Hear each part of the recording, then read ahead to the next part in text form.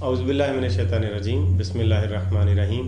अस्सलामु अलैकुम नाज़रीन, मैं हूं अली रिज़वान, आयुर्वेदिस्ट और इंटरनेशनल योगा कोच, और आप देख रहे हैं हमारा यूट्यूब चैनल लाइफ हीलिंग। नाज़रीन, निज़ाम कमज़ोर हो जाए या खाना सही तरह से हज़म ना हो तो इंसान का सारा वजूद बीमार हो जाता है। अगर किसी इंसान का निज़ाम ठीक है तो उसका सारा जिस्म ठीक है, और अगर निज़ाम ठीक काम नहीं करता तो इसका मतलब है कि सारा जिस्म ठीक काम नहीं करता। क्योंकि सारे जिस्म को जो तवानाई की सप्लाई होगी वो निज़ाम के ज़रिए से ही होगी। आज जो नुस्खा हम आपको बता रहे हैं आयुर्वेदा का, वो इंतहाई मजबूत और मुफीद नुस्खा है, जिससे निज़ाम को बहुत मजबूती मिलती है और निज़ाम मौसर तरीके से काम करता है। बहुत सादा सा है, बहुत आसान सा है। इसका मैं आपको सबसे पहले अज्जा बताता हूँ, फिर उसको बनाने का तरीका और फिर उसका तरीका इस्तेमाल। तो अज्जा में सबसे पहले आपको जो चीज़ चाहिए वो है सौंठ, जिसे सूंड बोलते हैं। हमारे लोकल लैंग्वेज में सूंड भी बोलते हैं और संस्कृत में उसे या तिब की ज़ुबान में उसे सौंठ बोलते हैं। दूसरा है पोस्त हलीला जर्द, यानी बड़ी हरड़ का आपने ऊपर वाला पोस्त या छिलका ले लेना है और उसकी जो गुठली है वो निकाल देनी है। गुठली निकाल के इसका वज़न आपने करना है, जितना भी आपको करने का तरीका भी बताएंगे।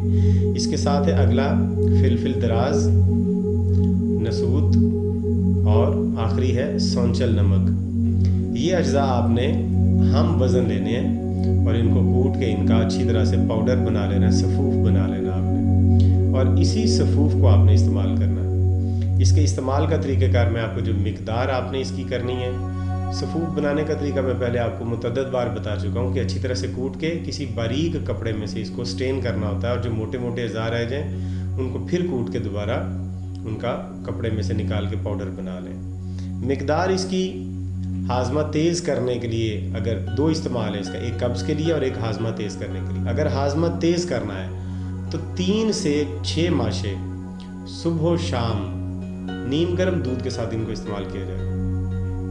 और अगर कब्ज़ के लिए इस्तेमाल करना हो, पुरानी से पुरानी कब्ज़ भी अगर ठीक करनी हो, तो उसके लिए 1 तोला रात को सोने से पहले नीम गर्म गाय के दूध के साथ इसको इस्तेमाल किया जाएगा। तो ये बेहतरीन नुस्खा इंशाअल्लाह और अज़ीज़ आपकी निज़ाम की ख़राबियों की इस्लाह करेगा, और अगर कब्ज़ हुई तो कब्ज़ भी इससे ठीक हो जाएगी। उम्मीद करते हैं आपको वीडियो पसंद आई है। अगर अभी तक आपने हमारा चैनल सब्सक्राइब नहीं किया तो अपनी सेहत और तंदुरुस्ती के लिए और बीमारियों के इलाज के लिए इस चैनल को अपने फ़ायदे के लिए सब्सक्राइब कर लें।